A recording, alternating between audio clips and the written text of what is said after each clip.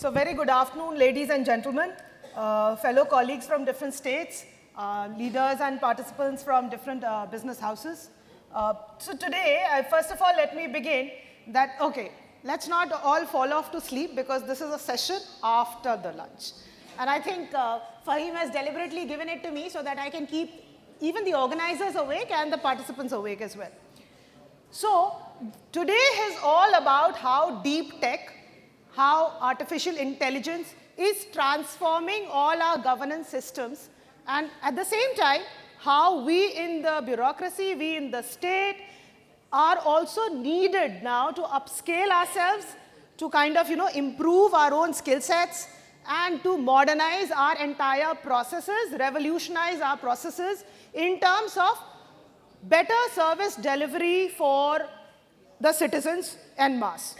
Now, we also have a confluence of business leaders and different, companies who have been providing solutions, who have been curating solutions to most of the problems that are faced by government systems across the country, across the different states, in the different sectors. So, but if you ask me, a lot of things about technology, a lot of things about artificial intelligence, a lot of things about common sense and intelligence, but what is it all for? Why are we working so hard in terms of, getting technology, getting AI? Why? So who lies at the core of this entire narrative on improving, on transforming governance, on improving service delivery through AI? Definitely it is our citizens, it is the man, woman and child, it is all the people that we actually work for, whether it's the government, whether it's the, it's the market, everywhere at the center stage is the people. Now what I will show you is a simple case of application of technology in one of the most challenging areas that any government faces. My colleagues are here from different states. And what is it that we all face a problem in? We face a problem in understanding the problem of the people for whom we work, and how do we kind of, provide satisfactory solutions to our citizens across the sphere who have problems also ranging from whether it's agriculture to industry to poverty to malnutrition to education to industry to skilling. You name it, the problems are across the entire sphere of subjects that we actually work for. And that is the citizen-centric, the public grievance redressal system. So when we began, earlier on, so I've put in around 27 years of service, out of which 13 years have been in Government of India and the rest 13 have been in Government of Uttar Pradesh. So going straight into the topic of public grievance disposal mechanisms that we see over the years how it was. So a brief of what were the problems. See the problems. Isolated mechanisms at multiple levels and lack of integration.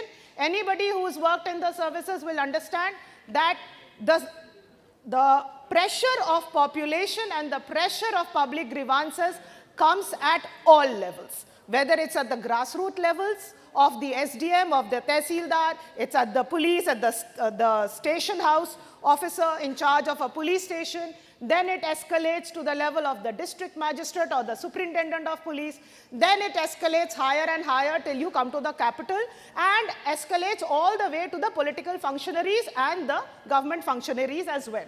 That's one thing. Multiple levels, none of the levels talk to each other. So you will have a problem of one citizen actually giving 20 complaints. I come from Uttar Pradesh where people are very politically agile and active. So one complaint is actually marked to 20 people, beginning with President of India and down to the Tehsildar. So this is what we are talking about. Then opaque information flow and redressal process. So you understand opaque information. Whose application is going where, what is happening, how is it being disposed? Nobody knows. Especially who doesn't know? The person who's making the complaint. That person is the last to know कि उनके application पे क्या हुआ. God knows क्या हुआ. Low disposal rate. So obviously all this leads to what? No disposal. Very low disposal. Leads to what? Huge dissatisfaction. This is the random thing which we were talking about, let's say 10 years ago. This is what was 10 years ago when everything was manual, when everything was physical. Again, no facility to track and monitor the grievance status. So as a principal secretary, let's say in the health department, I have no clue कि जितने complaints आए हैं, whether the PHC is not working, the doctor is not providing services, what is happening to that? We don't know because we can't track. So it is all Ram Bharose कि whose complaint is getting addressed by whom. अगर बहुत अच्छी किस्मत है, तो let's say 40% of the complaints will have some solution and the person will get to know. Whether he or she is satisfied or not, that's a different ball game altogether, right? So we can't track and monitor. The last one which you can't see from there is no option for registration of online grievances because ऐसा कुछ system था ही नहीं. So I am giving you a specific case of Uttar Pradesh. This is the mechanism of public grievance redressal system up to the year of 2016. Not so long ago, just 10 years ago, this was the largely scenario. We've had real anecdotes. I have real anecdotes. Chief Secretary's office may, you know, those gunny bags, the jute bags bhar ke complaints would come from Government of India because Government of India also has a system of tracking complaints. So there were 5-6 bags would come in one month, and then who knows what to do with that? What do you do? It's best you can put it in a thresher. It will all go and, you know, shred ho jayega, shredder mein dalo. Or some may be tracked and some fortunate people, unka solution would be provided. So this is the scenario. What changed? Now in 2017, the whole idea, this was happening, but it was, you know, it's a slow process. Then it was finally realized that we can do 100 things. We are revolutionizing industry, we are upgrading skills, we are doing everything. We are doing better ration service delivery, we are doing household electrification. What we are not doing is we are not able to grapple with the, let's say, the 9 lakh complaints which come in a year. 9 lakh, I am telling you, that was the usual 9 to 10 lakh complaints, physical complaints would come in any year. And if you take it in a month's time, it would be anything, 30, 40, 50,000 and like that. So there was no tracking. So then the entire process of something new, because of paucity of time, I'll just quicken this up, integrated grievance redressal system, which we know as the IGRS, this monster was devised. Believe me, in 10 years, this is the monster which scares every officer in Uttar Pradesh. Everybody is scared कि मेरा ranking इसमें कितना खराब होगा. How am I going to improve my ranking, my numbers in the IGRS so that my performance is graded in a fair manner? What's the basic objective? Citizen empowerment, nothing for me to explain. Centralized platform. There are 100 platforms, 100 places where complaints come. All that gets integrated in one level, which is monitorable by everybody in the system. Everybody, each one of us has a user ID and password, we can monitor it. What is the most important objective? Improve the quality and the efficiency. Reduce the the man-man interaction, man-woman, whatever interaction over there. Automate the workflows, reduce manual intervention, and create mechanisms of feedback. Architecture, clearly, I will be taking this again and again. So very briefly, what was the architecture? The complaint is registered and a unique reference ID is created, which is with the complainant. The complaint then is assigned across different categories and different departments. We'll come to that. So assigning of a complaint in a particular, code. Then action taken report, it is given to the concerned officers. Action taken report is generated, it is uploaded in the portal, and then becomes the system of the feedback. Now, see the feedback mechanism. It's a loop. If the feedback is good, the complaint is closed. If the feedback is not satisfactory, it escalates to the higher officer. So there's an L1, there's an L2, there's an L3, and so on. And if at any point of time, the superior officer decides that this is a budget-related issue, it cannot be resolved because there is a limited budget. Not everybody can have everything under the sun. So if the person is not falling under the criteria of a particular demand, then there will be a section for special closure. Now this special closure is also intimated to the complainant, and the complainant has to give a feedback on that as well. As I told you, integration of all different sources of complaints. So you can see so many of them, at least, yeah. I don't have to read it out. So these are the levels where the complaints would come usually, and the complaints still come at all these levels.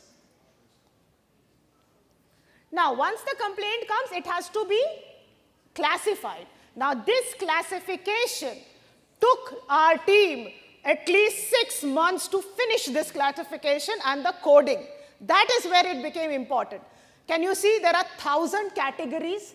So all complaints will have to be classified in some, because automation tabhi ho sakta hai. Otherwise, it will be manually done. We want to reduce the manual, intervention in this entire process. So around 1,000 categories across 95 departments in the state, and department-wise, level-wise mapping of officers. So this department-wise, level-wise mapping of officers is very fundamental to this entire system. You should know that if there is a complaint of mere plot mein, in my plot of agricultural land, the boundary has to be made or measured and made, then it has to go to a particular person. It has to go to a tehsildar. So that level 1 officer, that classification of complaint and matching it to the levels of officers, that was the biggest challenge in this. We have about more than around 55,000 officers who are L1, L2, L3 across these 95 departments, and for the 1,000 categories of complaints. Now, and then finally, it's the online complaint system. So what does it, the key highlights you can see, I don't need to so thematic areas are identified, and these are, so what the system helps us to do, it throws up. It throws up which is the sector which has the maximum number of unresolved complaints, who are the officers who are actually not attempting to resolve these things, and obviously the identification of recurring thematic areas and so on. So let's see how it works. So now see the process flow. Source of complaint is right there, citizen, Aya, MP, MLA, whoever gets the complaints.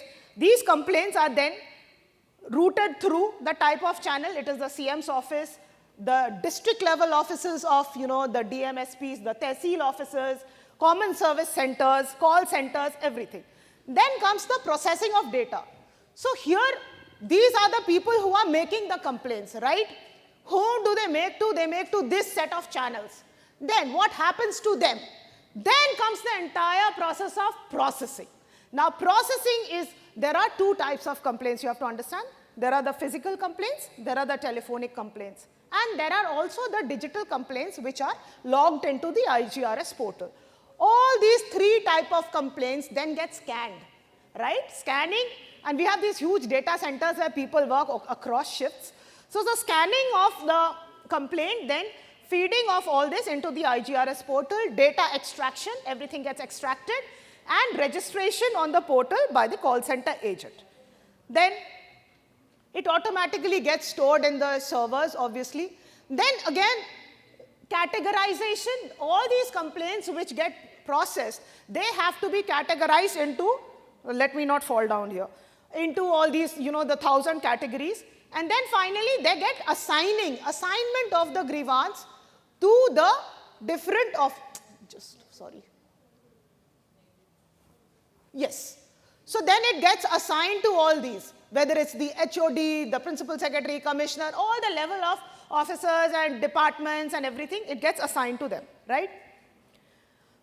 Now after that, whoever it gets assigned to will actually take some action on the grievance, हाँ करेगा, resolve करेगा, field में किसी को भेजेगा, they will do something. They will do something, hopefully trying to resolve the issue, and then they will create an action taken report. The action taken report gets published, so that redressal, whatever report is done, it gets published on the portal. They'll have to feed it. Immediately then, once the action taken report comes, the first thing that is done is feedback mechanism. That feedback from all the complainants, I think that is the heart and soul of this entire system. And then if the feedback, depending on the feedback, the escalation happens, which I'll show you in a while. So this is the Jan Sunwai thing, which our Honorable Chief Minister does it very religiously at different places, particularly in the CM office and all that. So this is the toll-free helpline. I don't want to like get into it. It is also integrated. As I said, there are the physical complaints, there are the online registered complaints, and then there are the CM helpline complaints. All this gets integrated into the IGRS server.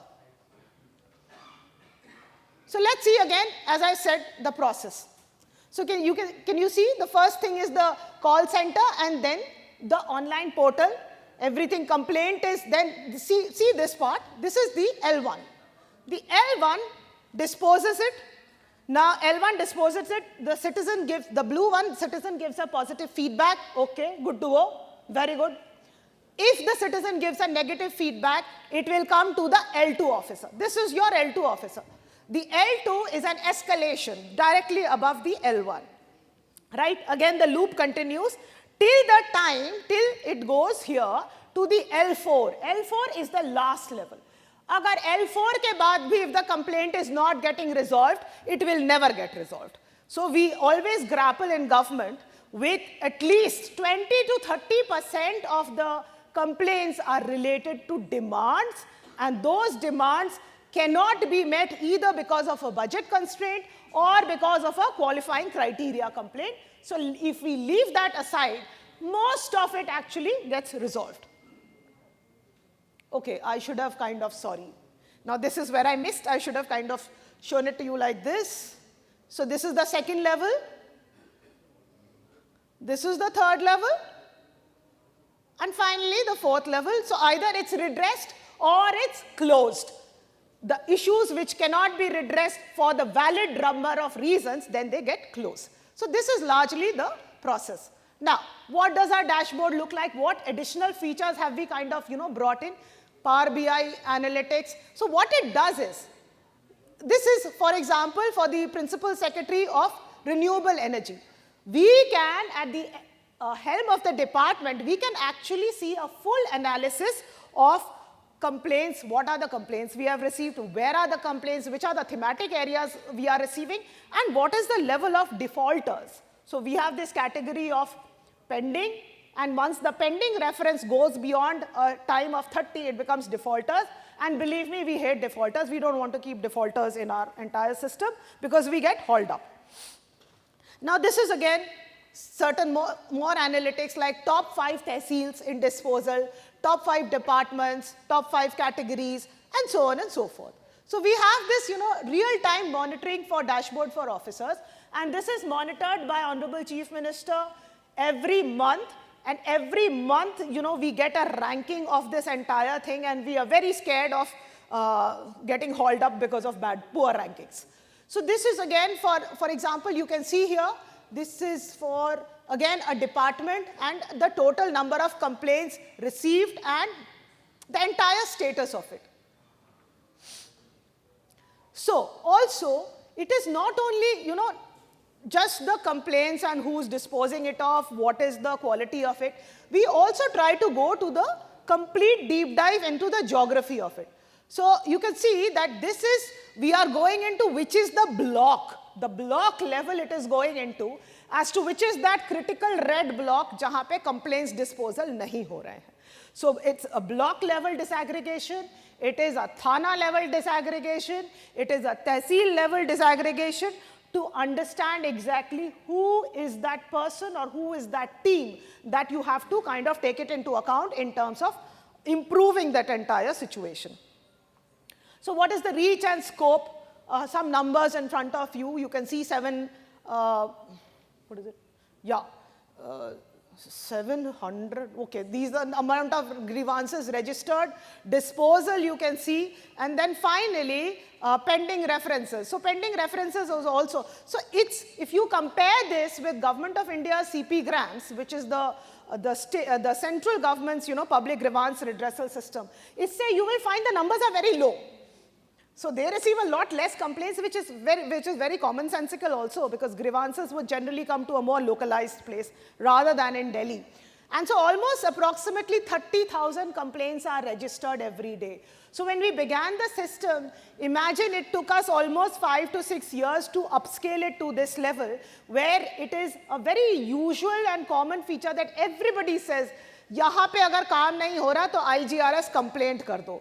And we have a whole ecosystem where, in every tehsil, in every district, there'll be a whole team of scribes and lawyers who are just focusing on IGRS. So imagine the amount of employment also we've created through this entire portal.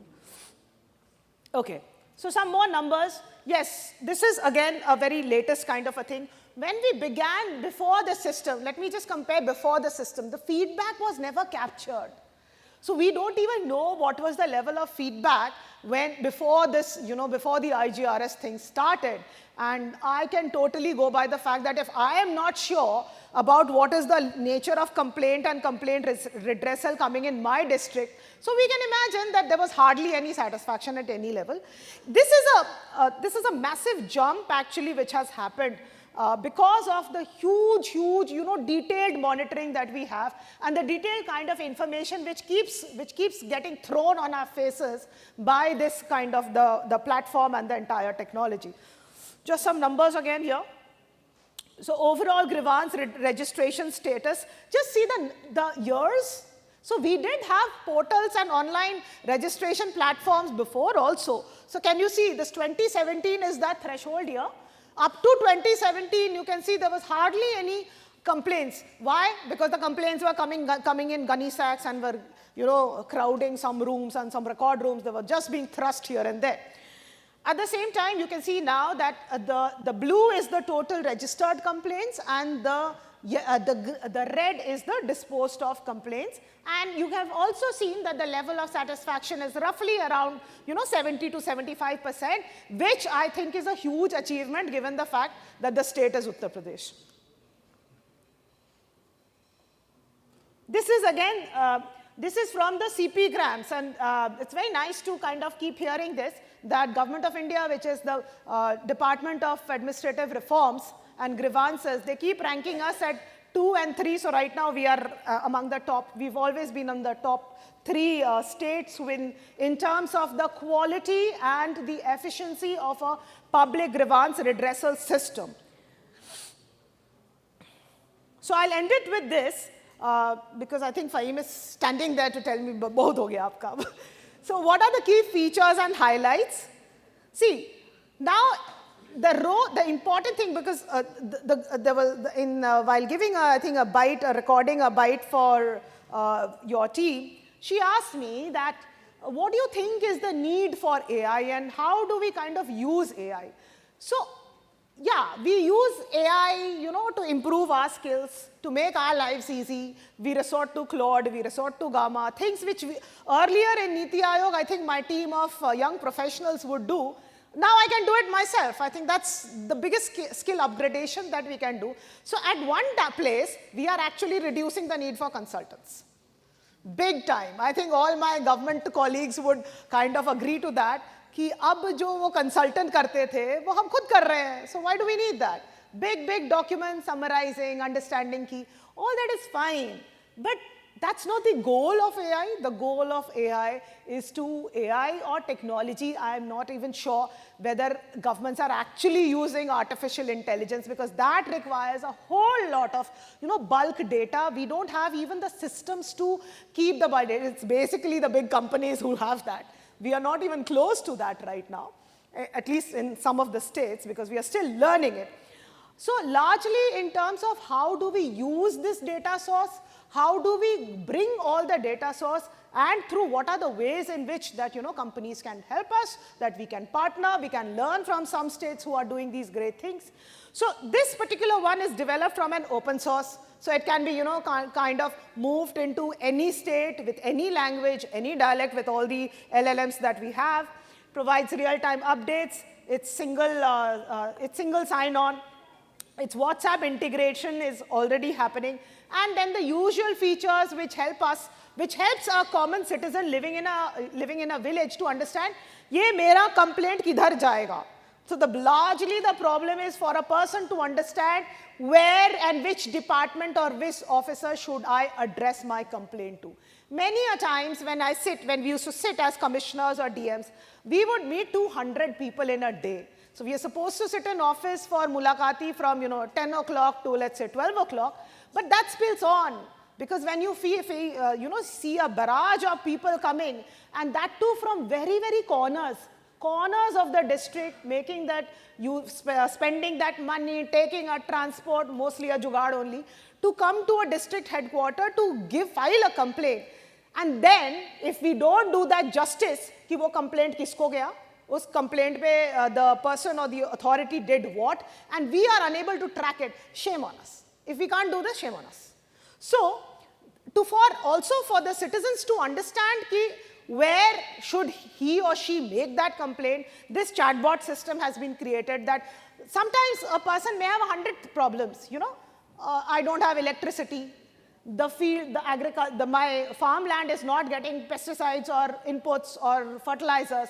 So it has to go to multiple areas. Now the person doesn't know where to address it, and that's where now the chatbot is being popularized so that the person who is to make the complaint actually knows and doesn't have to go to a scribe or a lawyer or an intermediary, shell out some 500 rupees to even lodge a complaint in IGRS. Grievance categorization and prioritization. Sometimes somebody has been kidnapped. So that is a far more, urgent request than another issue that the teacher is not coming. I'm not kind of demeaning or belittling the issue of a teacher not coming, but I am saying the urgency detection that is now happening through algorithms, detection and tagging of duplicates. So we come from the state where people are habitual complainants also. We love to complain a lot. We are always cribbing. So how do you detect and tag the duplicates? So that is again a system which has been built into, because you can see the complaints which are coming and registered, 30,000, 40,000, 50,000 in a month. So it has to be the algorithm which has to, and inbuilt mechanisms in the process which has to do this detection and deduplication. So this is largely it. It's a very, I'm just summing it up. We now as officers, we are empowered that we know whether we are functioning properly, whether our juniors and seniors, our subordinates, our team in the field are working properly or not, and we can exactly identify as to who isn't and where it is not happening. So that deep dive completely empowers us in a big way, number one. Number two, we are able to also improve our performance, because agar nahi karenge to we'll only get the batons on us. So we are in a huge pressure situation that we don't lag behind in the ranking of the IGRS every month. The dashboard is very, very friendly, user-friendly, and it gives us all sides of insights and analytics as to how to improve our performance and where all to focus more. The reminders and clarification that keeps coming. Duplication I've already spoken about. Yes, it's made in Unicode also, so a lot of states, we were working with the government of Delhi also to kind of make it into a completely, different state governments, very customized kind of a portal. So yeah, that was it, and I'll end with the entire human aspect of AI. Now, AI and technology is for whom? It's basically to make our government processes more equitable, more inclusive, and more transparent. If we forget these three things, I think that's when we are, the entire, the narrative shifts, and the narrative shifts to something which is not what as a welfare state we want to do, as welfare state officers that we aspire for. I think that's the biggest thing, that the AI has to empower the people, given the fact that the country is also one where there are two big problems of digital literacy and digital divide, both in terms of the infrastructure and in terms of the digital literacy, skills, and awareness. That is still a challenge in the country. And I think I totally believe that some things like this, where we are working for the people and where we are able to drill down technology into every person living in a village, into their smartphones, into their phones, into their common service centers, I think that's the most empowering bit of technology. Thank you so much.